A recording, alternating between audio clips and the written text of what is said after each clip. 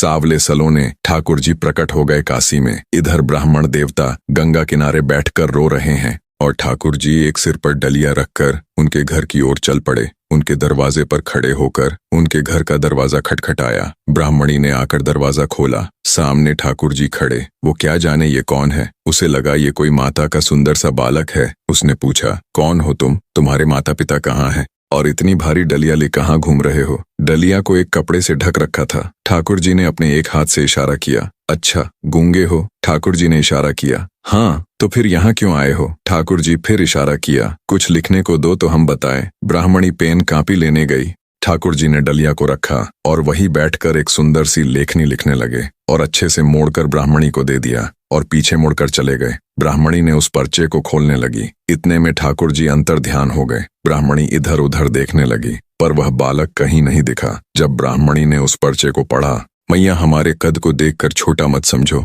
हम बड़े हैं और हम बहुत धनवान परिवार से आते हैं। बहुत वर्षों से तुम्हारे पतिदेव हमारे कुल के लिए पाठ कर रहे भागवत जी का, पर आज तक उन्होंने वेतन नहीं लिया अपना। आज तक 1 रुपया भी हमसे मांगा नहीं, पर आज मुझे पता चला उनके परिवार को आवश्यकता है, इसीलिए संपूर्ण जीवन का जितना भी वेतन होता था वो हम देने के लिए आए हैं। वो घर आए तो उनको दे देना। ये पढ़कर पत्नी को बड़ी हैरानी हुई। जैसे ही उसने डलिया से कपड़ा हटाकर देखा, विविध प्रकार की मणियां, हीरे, सोने, चांदी, रत्नों से लबालब भरी डलियां। पत्नी मन ही मन सोचने लगी, मैंने भी बेवजह डांटा। बिन बताए पाठ कर रहे थे यहाँ पर। मुझे लगता था ये सब बेवजह कर रहे हैं, कुछ मिलता नहीं इनको, फिर भी लगे रहते हैं। पर ये तो बड़े गोपनीय है। मुझे बिन बताए किसी परिवार के लिए कर रहे थे। अपने बेटा को बुलाया, बोले, सुनो, अपने पिताजी को खोजो, कहाँ है? ढूंढ के लाओ उन्हें। पिताजी बैठे थे गंगा किनारे। बच्चा उनके पास जाकर बोला, पिताजी जल्दी चलो, मैया बुला रही हैं घर पे। शाम हो गई। ब्राह्मण देव बड़े उदास, हताश शीने से भागवत को लगाकर चल रहे थे।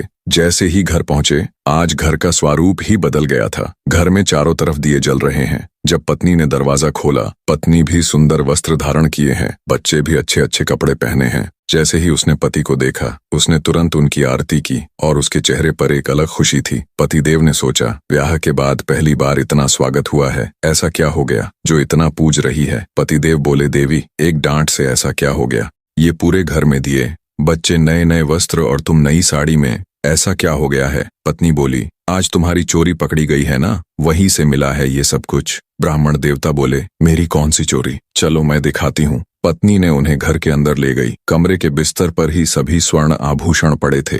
देवी, इतना सब ये कहाँ से आया? पत्नी बोली, ज्यादा चतुर मत बनिए, आपका गूंगा मालिक आया था। ब्राह्मण देवता बोले, मेरा गूंगा मालिक कौन? इसके आगे की कहानी अगले भाग में। वीडियो पसंद आया हो